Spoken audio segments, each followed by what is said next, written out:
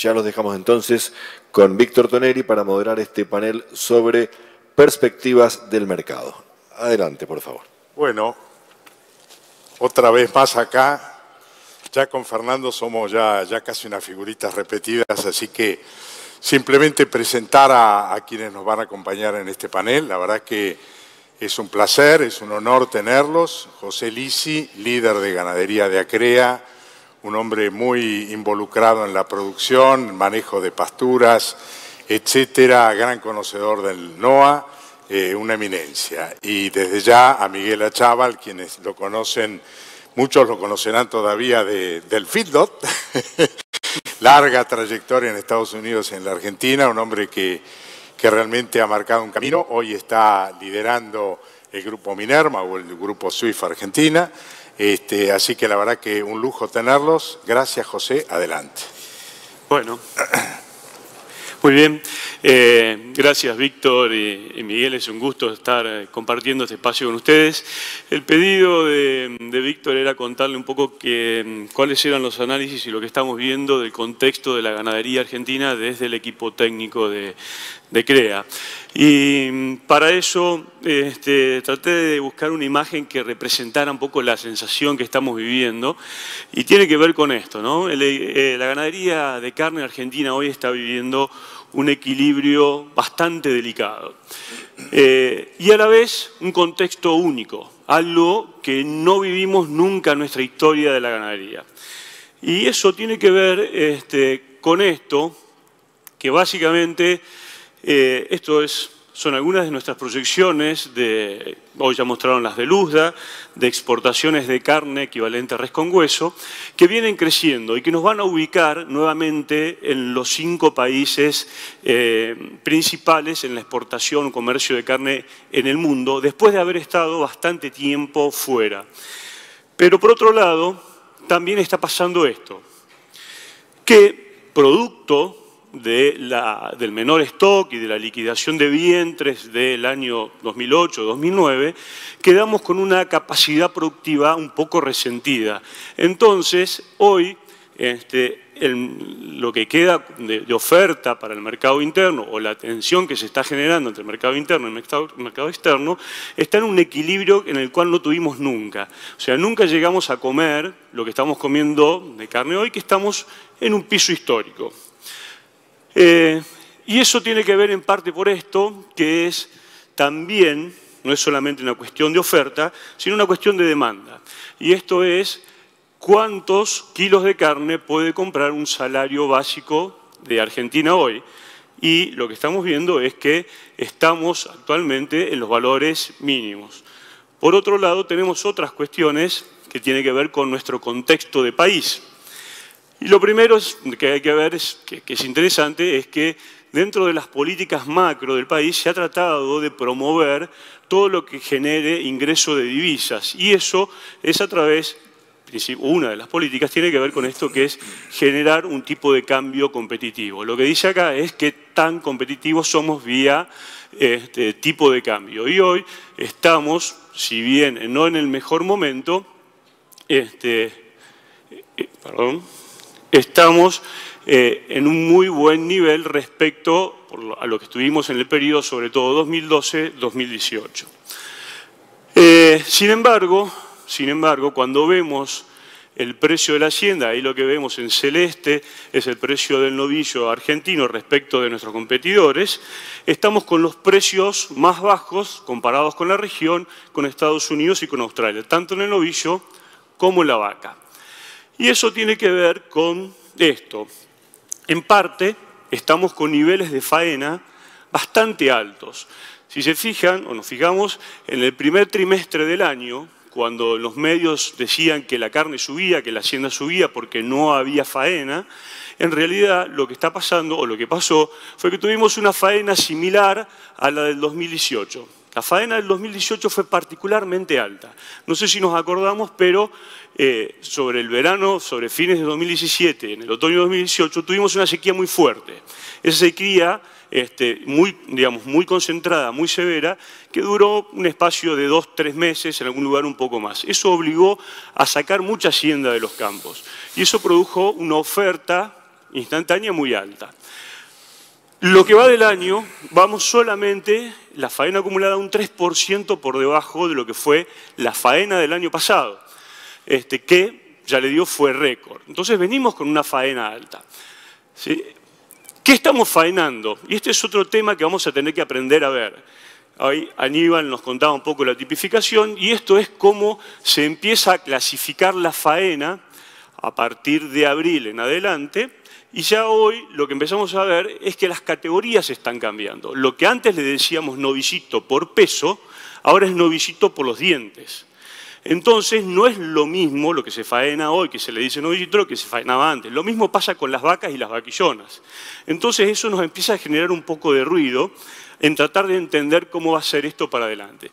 Si vemos lo que estamos faenando hoy, el 50% de la faena, el 25% de la faena de junio fueron novillitos de 2 o menos dientes. ¿Sí? El 25%. Pero también tenemos un 20%, son 200.000 vaquillonas de 2 dientes. Estamos faenando animales jóvenes. Después sigue vaca de 8 o más, y lo que vemos allá arriba son novillos de 4 dientes, novillos de 6, vaca de 6.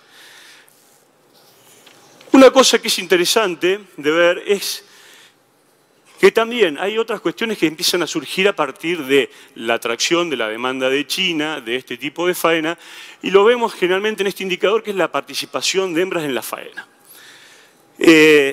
La participación de hembras en la faena, a partir de esta liquidación en el 2008-2009 y de cambiar la estructura del rodeo y la dinámica de la faena, nos empieza a no decir lo mismo que nos decía antes. Entonces, antes, seguramente cuando estábamos arriba del 45% de hembras en la faena, estábamos liquidando. Hoy ya no es así. Entonces, lo que sí tenemos que ver es qué es lo que está pasando con el número total. Y lo que estamos viendo, y ya con un poquito de preocupación, esto es la faena de machos, digamos, por trimestres, que está cayendo, y cayó bastante, en primer y segundo trimestre, la faena de machos, mientras que la faena de hembras se viene incrementando, en números absolutos. No estamos, tengamos en cuenta, que hoy estamos con un stock similar al que teníamos previo a la liquidación de hembras y todavía no estamos faenando los niveles que tuvimos en el momento de la liquidación. Con lo cual, hoy todavía pensaríamos que no estamos en un proceso de liquidación importante. Esto está apoyado en este indicador que por ahí es más interesante para ver, porque como dijeron ya varios, la tasa de destete no se ha modificado muchísimo tiempo. Y si tenemos el mismo stock y tenemos la misma tasa de destete, lo que modificaría el stock para el año siguiente es la faena. Y eso es la tasa de extracción sobre la cantidad original. Entonces, lo que vemos acá es la tasa de extracción en la línea de abajo de vacas y la línea de arriba de hembras totales. Y todavía no estamos en niveles de tasa de extracción de hembras que sean alarmantes o que vayan, digamos, que nos den una idea de que estamos entrando en una liquidación. Pero sí la de machos es interesante verlo, porque nosotros históricamente faenábamos el 60% de los machos que se destetaban en el año. Y había una parte que pasaban para el año siguiente. Y hoy lo que está pasando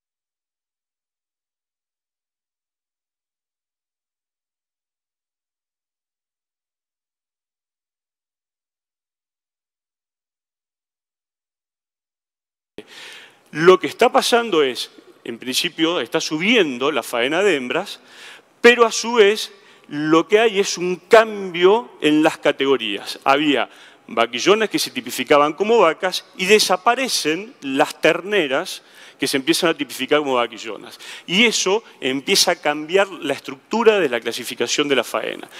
Lo que sí estamos viendo es que, si bien parecería que vamos a tener menos vacas para el año que viene, sí tendríamos casi el mismo número de hembras totales.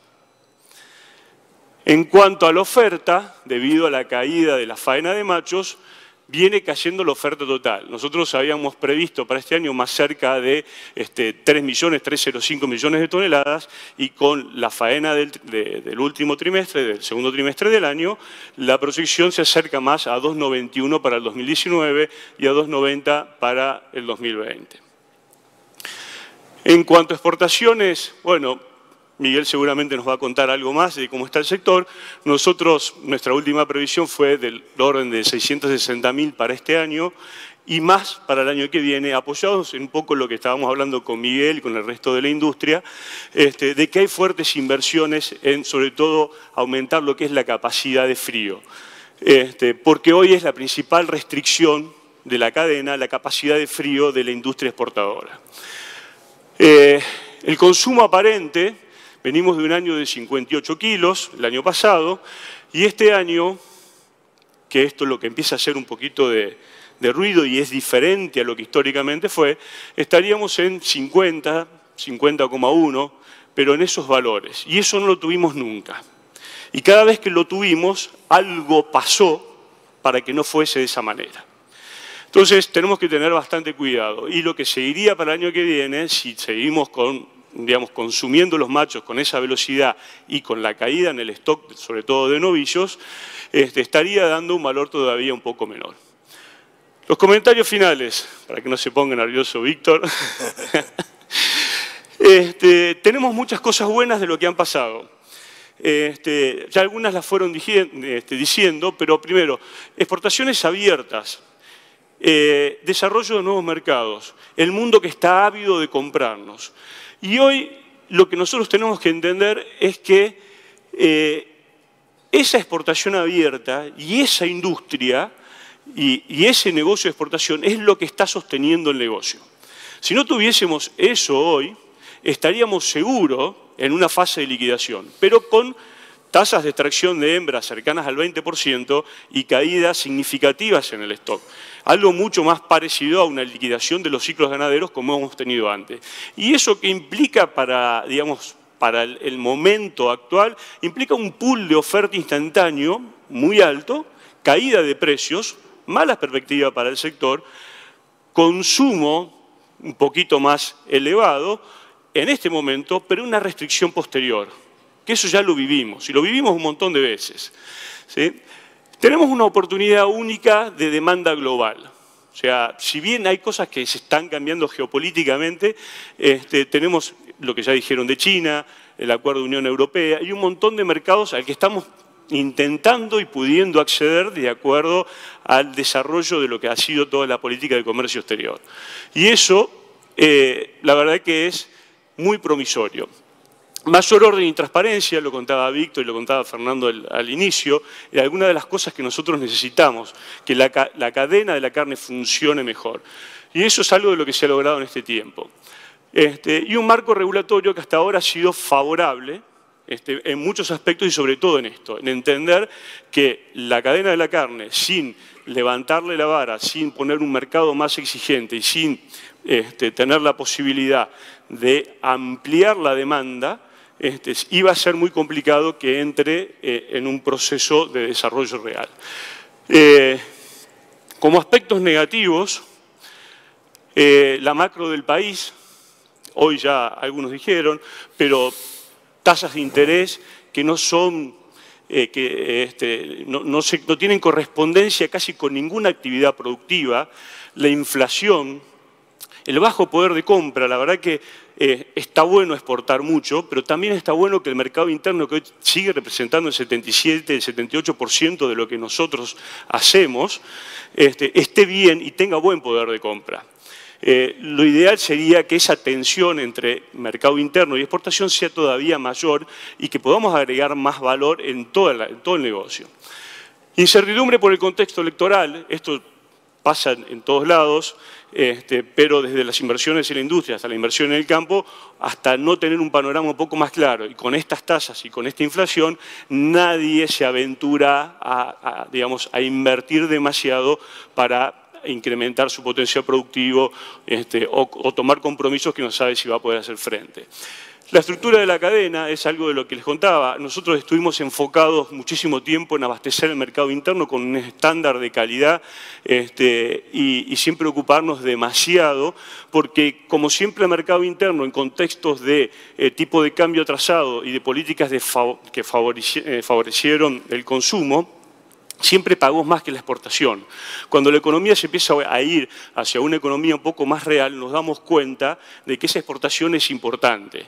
Entonces, el tema es que durante muchísimo tiempo no le dimos importancia y hoy la industria consumera, la industria orientada al consumo interno, está trabajando con mucha holgura, mientras que la industria exportadora está trabajando a full.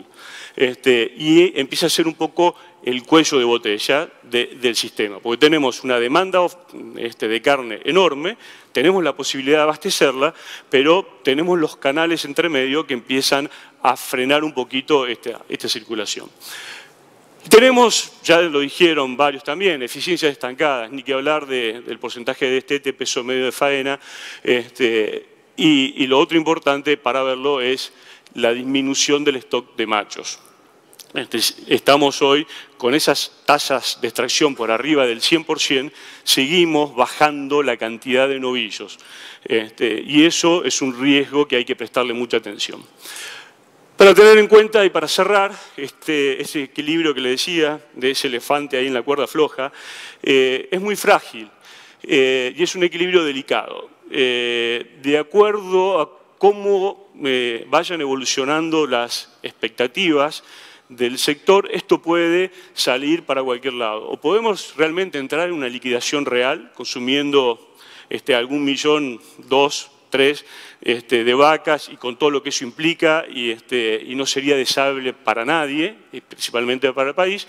O podemos mantener la expectativa actual con exportaciones abiertas, con una demanda que empiece a tensionar esta situación, sobre todo consumo interno y externo, y esto promoviendo el inicio de una nueva etapa de desarrollo de la cadena, donde seguramente lo primero que va a pasar va a ser el incremento de la oferta a través del peso medio de faena. Y con el tiempo seguramente esto se empieza a trasladar a las eficiencias en la cría. Muchas gracias. Impecable, José. Muchísimas gracias. Bueno, Miguel, adelante, a su tarea. Gracias. Bueno, muchas gracias a todos. Mientras aparece eso, les voy... Una frase que escuché ayer, que me pareció muy buena, que la dijo Miguel Llanos abriendo un centro de distribución de molinos, donde dice: estoy agradecido por el pasado, ansioso por el presente y confiado por el futuro. Yo creo que me quedo un poquito en la frase de agradecido por el pasado, porque creo que el pasado nuestro no fue tan bueno en los últimos tiempos. Y luego utilizo también esa frase para no seguir hablando del pasado. Cuando hablamos con gente grande, hablamos de la Junta Nacional de Carnes, que la Argentina exportaba no sé cuántos miles de toneladas hace 50 años, 60 años. Yo creo que eso al millennial y al centennial no le interesan mucho. Por lo tanto, creo que nuestro desafío como gente que ha trabajado mucho en la industria es ¿qué le vamos a decir a la gente que está tratando de entrar a la industria nuestra? Evidentemente no somos buenos conquistadores. Cualquiera de nosotros en cualquier empresa tiene serios problemas para conseguir mano de obra, ingenieros, contadores. No tenemos sex appeal, algo nos pasa y tenemos que trabajar en eso. Voy a ir y volver en diferentes cosas, en cosas del día al día y de cosas de largo plazo. La primera transparencia, que la tengo acá. ¿Voy para ahí? Acá.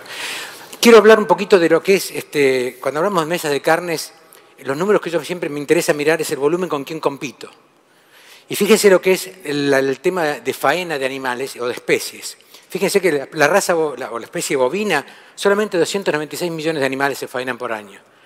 Cerdos, 1.300 millones, pollos, 58.000 millones, gansos, 2.000 millones. Y todo eso muestra una eficiencia en todos lados y no mucho en la nuestra. Hoy en día, si una cerda no produce 3.500, 4.000 kilos de carne por año, no es eficiente. ¿Es así o no? Si un pollo no genera, si una gallina no genera 185 huevos por año y no genera 150 pollitos de 2 kilos 800 que generan 400 kilos de carne por año, no es eficiente.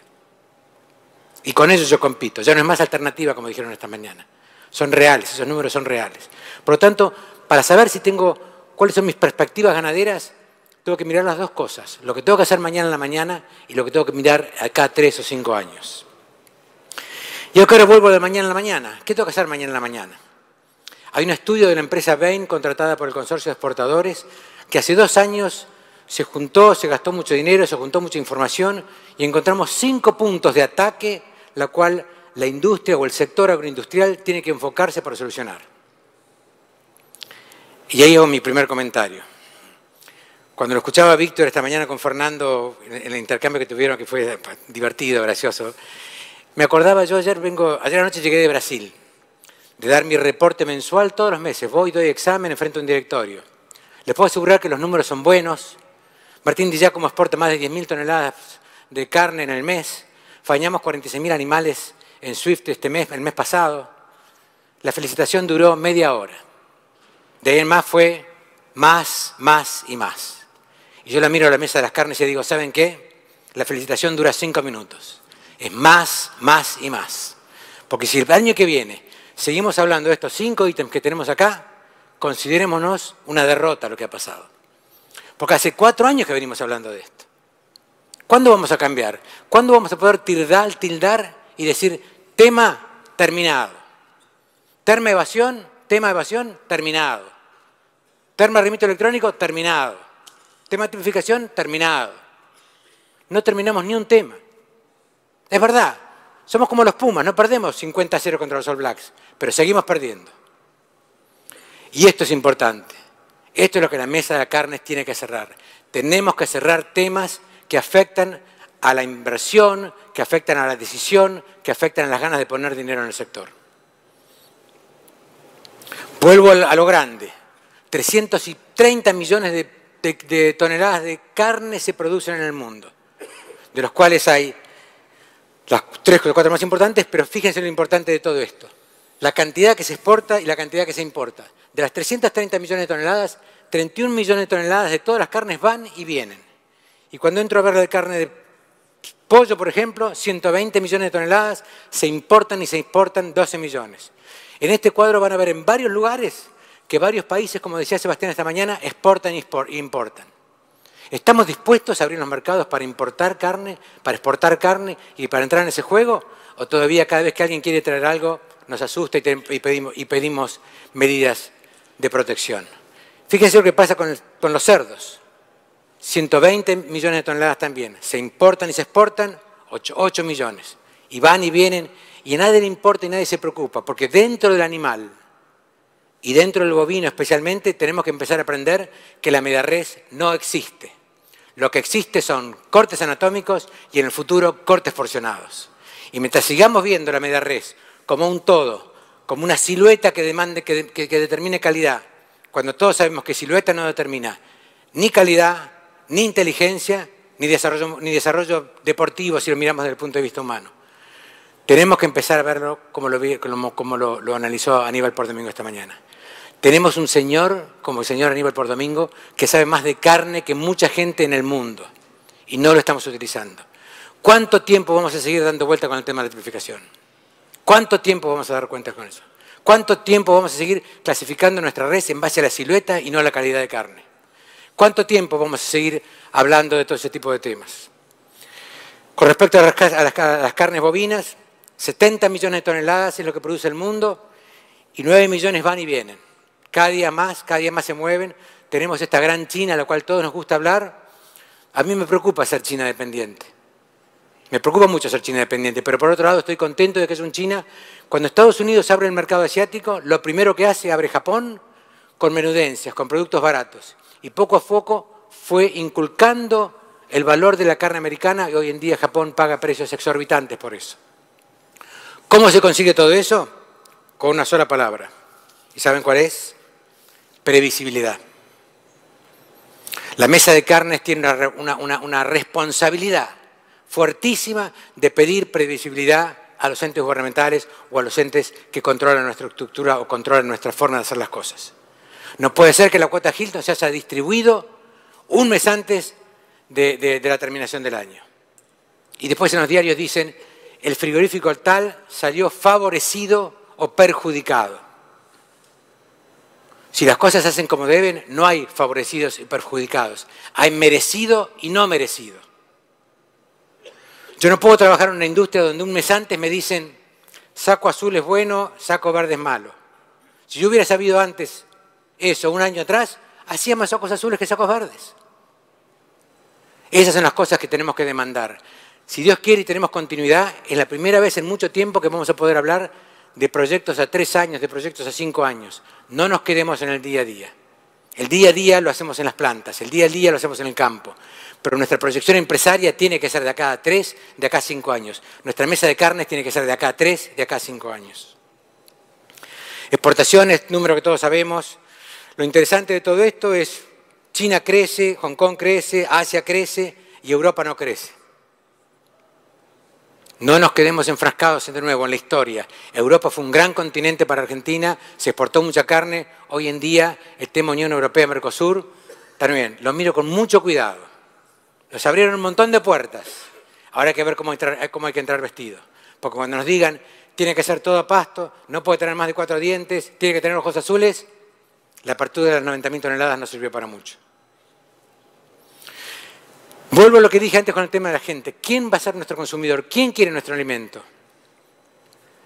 Es increíble, como dije antes, no puede ser que estamos en un sector que produce alimentos para los seres humanos y no tenemos gente joven que quiera trabajar en nuestra industria.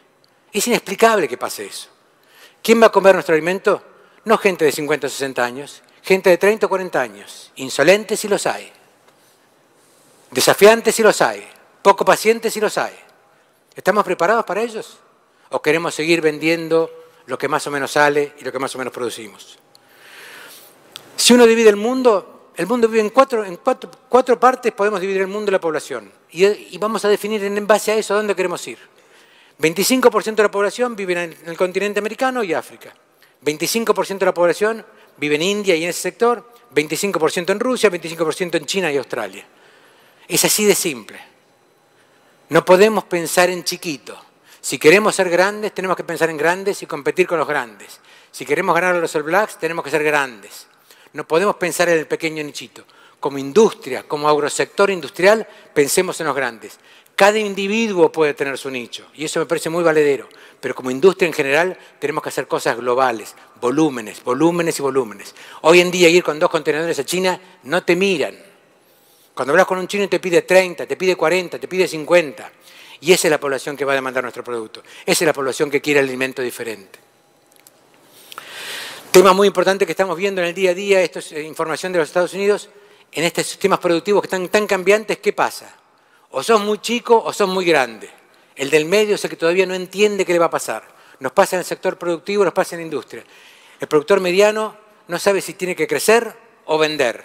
El frigorífico mediano no sabe si tiene que crecer para ser un frigorífico exportador, productor de materia prima para el consumo interno, o vender y cerrar la planta.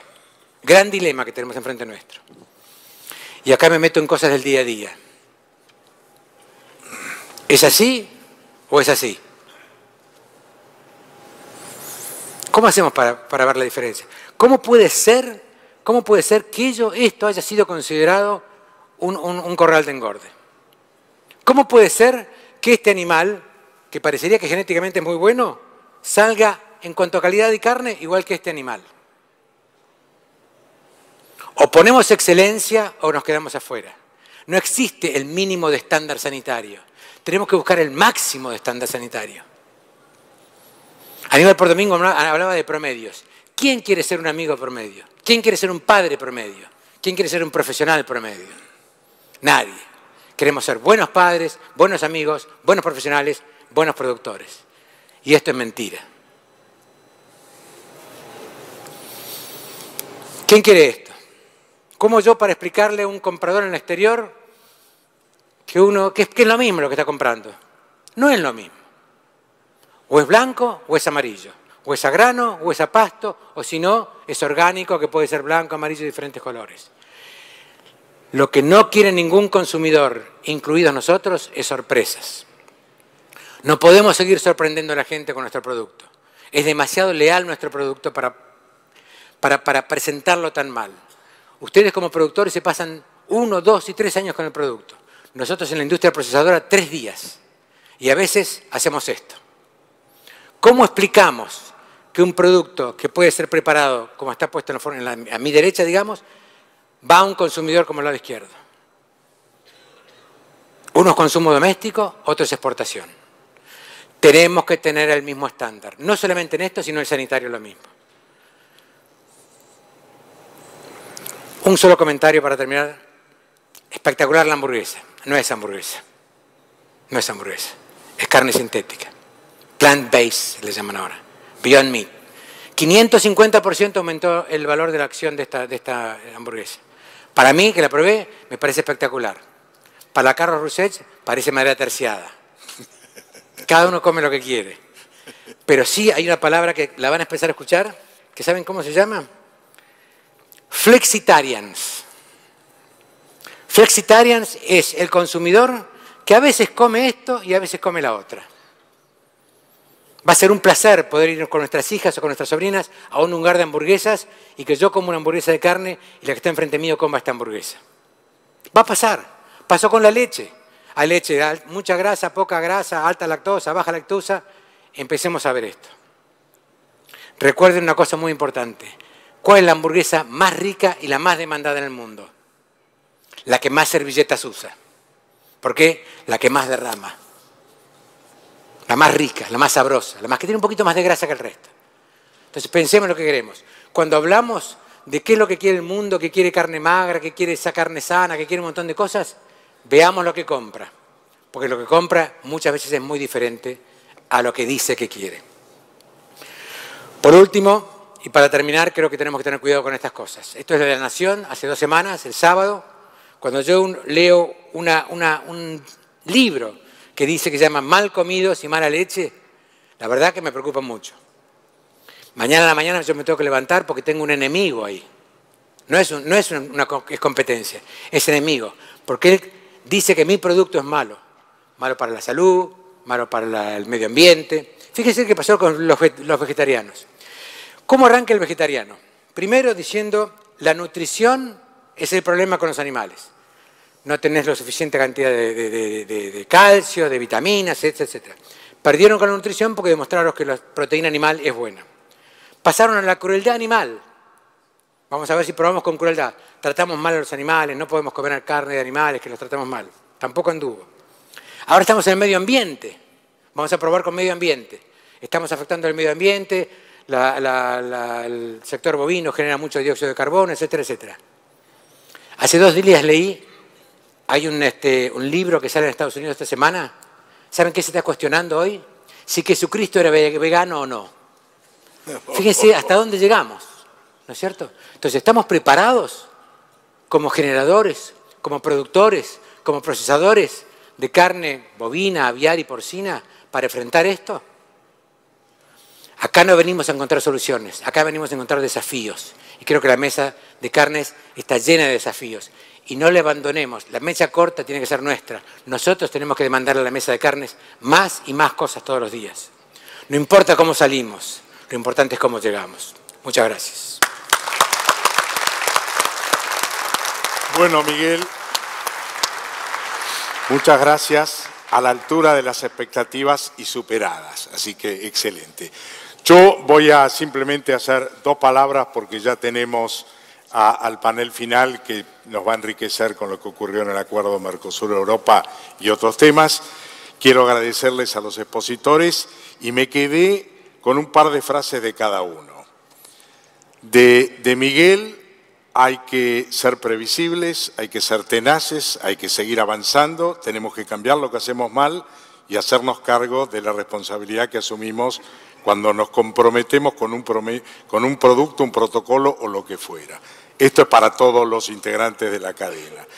Y lo segundo, me quedé, y va a parecer una arenga política, y probablemente lo sea, me quedé con tu final, José, cuando dijiste, acá tenemos una alternativa positiva y una alternativa negativa. La alternativa positiva es que sigamos avanzando en la línea que vamos, sigamos avanzando y, por supuesto, progresando y resolviendo los problemas. Y la alternativa negativa, vos lo pusiste y lo definiste como un delicado equilibrio. Y ese delicado equilibrio sería volver atrás, para lo cual lo que pueda parecer una arenga política es una arenga política. No tenemos y no nos demos la oportunidad de volver atrás. Muchas gracias.